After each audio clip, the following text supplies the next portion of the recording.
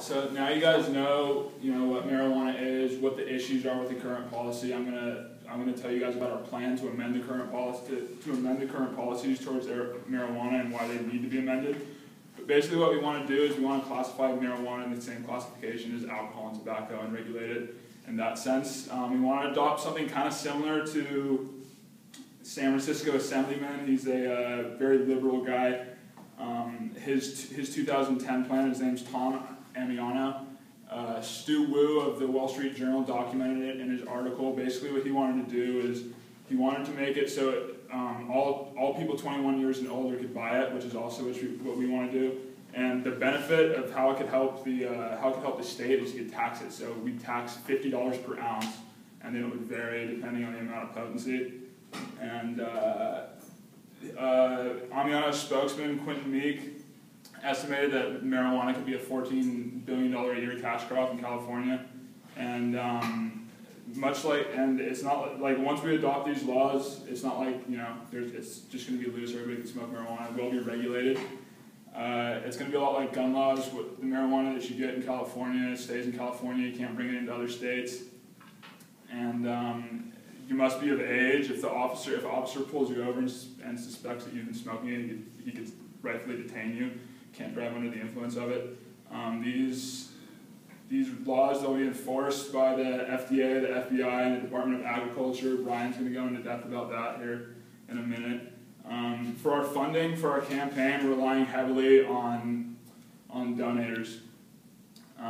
For the 2010, you guys might remember the 2010 Proposition 19 campaign to legalize marijuana. It didn't pass. One of the big donators there was George Soros. According to Marcus Wilson of the Huffington Post, Soros donated $1 million to the Proposition 19 campaign. So we're going to be relying heavily on donors like that. It's important to understand our plan. It's realistic and it's reasonable. Marijuana, it's been legalized in 2 states in this past election, Colorado and Washington. Colorado is notorious for having really good marijuana. Just listen to a Snoop Dogg song. That's all you gotta do. And it's time for California to do the same. It's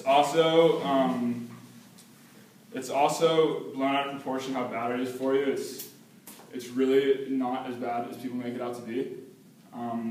New York Times journalist Adam Nagorny quoted former Surgeon General Jocelyn Elders in his article, stating that if we're going to be allowed, she basically just said that there's far more worse drugs that are legal, tobacco, nicotine, alcohol, that marijuana might as well be legal as well. If the worst thing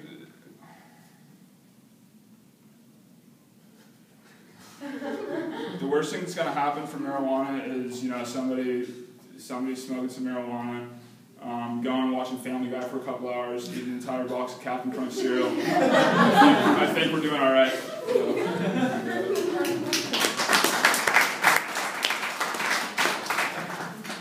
Hello, everybody. So, with my fellow policymakers over here, doing some pretty good stuff up to this point. I would hope so. Yeah. But I know the thing on all of your minds is the cost, right? At least it was on my mind. How much is it going to cost? Monetary benefits, stuff like that. Well, I'm here to tell you all about that, so it's all good.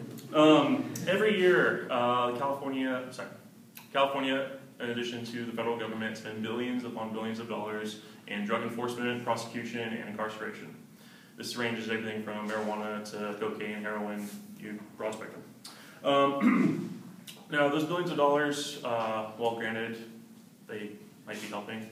Also, according to some people, seem to be a waste. Like with Prohibition back in the 1920s with alcohol, granted alcohol was illegal, but there was still a demand for it, so of course there's going to be a supply one way or another. Rob Rootman, he did a piece for CNBC in April 2010 on the cost-benefit argument for enforcement of drugs. And talking to some people who are in opposition of legalizing marijuana, they said that the war on drugs is working and it's worth the cost. Simply, it's not the case. Like I said, billions of dollars spent every year on the war on drugs, and every day or every couple of days, I'm sure you can hear, especially in the border states, countless numbers of people being murdered because of drugs. the influx of Mexican cartels coming up with marijuana, heroin, cocaine, all those good things. Also in that same study, in that same investigation, he talked to Aaron Houston, who is the main lobbyist, or chief lobbyist for the MPP, which is the Marijuana Policy Project. This is a group of individuals who get together, discuss policy, and work for change in making marijuana legal. Not legal. And he was quoted as saying that 70% of Mexican cartels' profits come from marijuana. So by legalizing marijuana, you take away the need for them to illegally smuggle it in. That drops their prices down, which if they can turn a profit on it, why keep doing it? In a study done by Abbas Grammy, a professor at CSU Bakersfield, he's a professor of economics, March 2012, he says that the influx of marijuana coming into the United States is because of, like I said, supply and demand. With prohibition of alcohol, you have a demand for it still, there's going to be a supply one way or another. That means black market, illicit activity, and with that spawns criminal enterprises. Best case in point is Al Capone and his criminal empire. That was mostly all done through illegal selling of alcohol. And then, of course, he was taken down through tax evasion. Right? Awesome. Sorry. In another study done by Jeffrey Miron, he is also a professor of economics at Harvard University. In February 2010, he did an extensive study on the profitability of drug prohibition. He says that, like John said, there's roughly a $14 billion net gain that we can get from legalizing marijuana in California. And through that, it would be regulated by the Department of Agriculture as it is a crop, or would be classified as a crop, and also by the FDA as it is a food and drug, I guess. So right there, the government regulation on it will have oversight. There'll be initial costs, of course, to set up regulation standards and stuff like that, but in the end, long run, the profitability that we'll get from it outweighs all the costs. Like with Washington passing it, I heard that, I believe they're doing 3 different times they will tax it statewide at 25%.